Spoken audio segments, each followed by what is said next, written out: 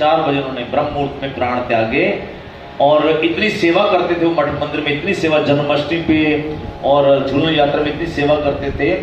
तो अब जब उनको घर में लाए, सारे महात्मा वहां पे आए और लगातार कीर्तन चलता रहा।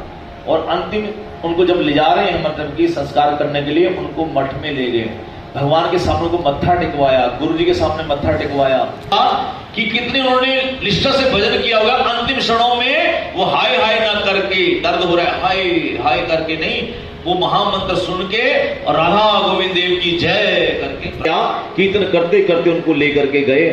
कैसे हम देख के हैरान हो गए कि कितना उनका भजन होगा, कैसे निष्ठा से भजन किया हो।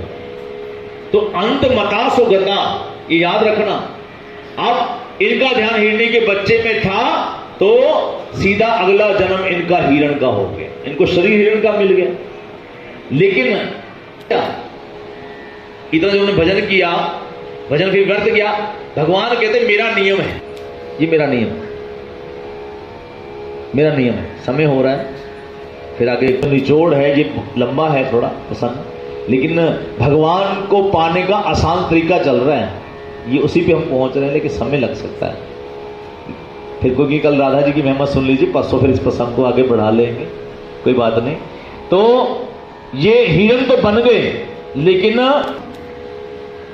मान लीजिए अंतिम क्षणों में उसका ध्यान मेरे में नहीं गया, लेकिन उसने जो भजन किया होगा वो जब शरीर त्यागेगा उसको सबसे पहले मैं उच्च लोकों में ले जाऊंगा, फिर उसको किसी भक्त के घर में जन्म दे दूंगा। भक्त के घर में, भक्त के घर में वो जन्म लेगा तो शुरू से उसकी भक्ति प्रारंभ हो जाएगी। मानो उसने भक्ति की 5 सीढ़ियां पार कर ली, तो आगे जब भक्त के घर में जन्म लेगा 5वीं सीढ़ी के बाद 6ठी सीढ़ी से उसका भजन प्रारंभ हो जाएगा।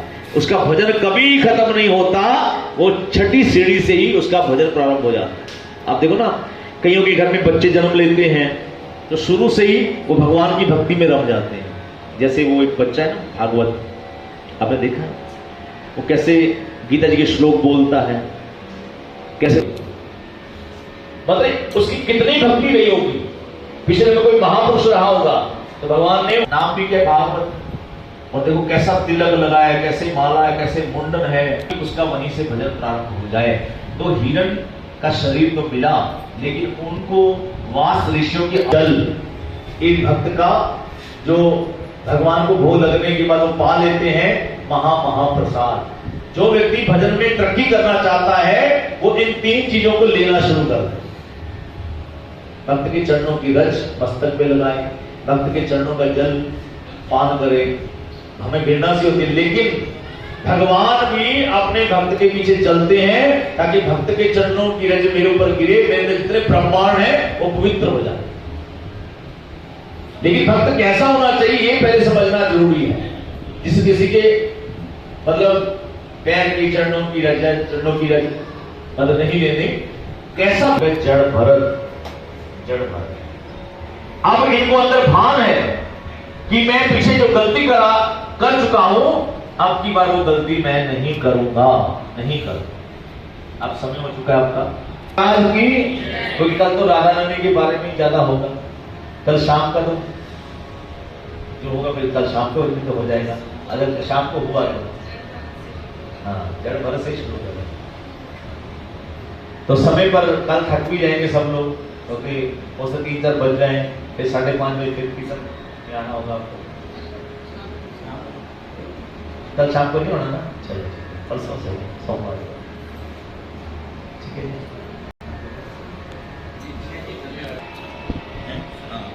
और 56 भोग लगाना है हमने अपने अपने घर से, जो भी कुछ बना के ला सकता है। जैसे आप जन्माष्टमी भी अपने घर से कुछ बना के लाए, राधा रानी आपकी सेवा ग्रहण करें, और आपने अपने अपने घर से कुछ बना के लाना है, इसको सजाना भी आपने कुछ सजाना भी है। कृष्ण कृष्ण कृष्ण या गोविंद गोविंद कहे और राधा जी का एक बार नाम ले ले तो बराबर है, बराबर है। तो जो सदा राधा राधा बोलता रहता है उसकी क्या महिमा है वो मैं भी नहीं जानता। एकादशी का फल तो है ही है, उससे भी ज्यादा फल है जन्माष्टमी के व्रत का, उससे भी ज्यादा फल है राधा अष्टमी के व्रत का। राधाष्टमी का व्रत बहुत है, क्योंकि राधा रानी इतनी कृपालु दयालु हैं और राधा रानी जिन पर रीझ जाती हैं श्याम सुंदर उनके लिए आके खड़े हो जाते हैं। तो राधा रानी का व्रत है बहुत छोटा, केवल 12 बजे तक